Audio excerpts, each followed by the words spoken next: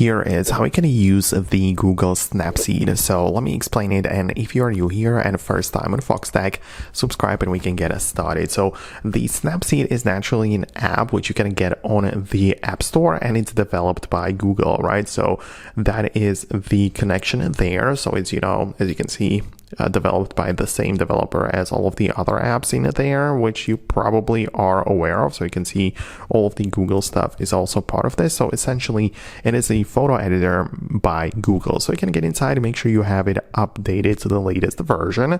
And then when you get inside, I already am in the middle of something, but this is likely going to be the page you see.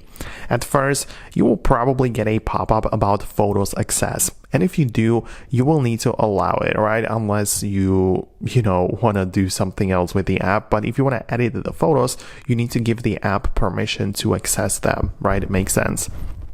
And in here, you're going to click on the add photo, which pulls up the gallery, and you're going to take any image you have stored in your Photos app, select it, and click on the check mark icon in the top right to make it come back to this mode, and you can perform the edits. So at first, at the bottom, we have the looks. So you can click on looks if you quickly want to apply some filter. You can see some of the filters which you see that instantly the difference, right? You can apply it like that and confirm it if you're happy about it.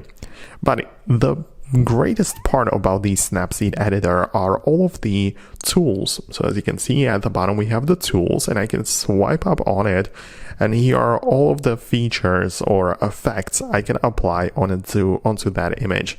So they are put into the all category, but you can also browse refine, fix, and style. So essentially you can see them all in here, and the point is that you can pick anything you want. Right? A lot of people use things like the double exposure, for example, where you can basically paste another image on top of this one, right? And make them kind of like blend in together.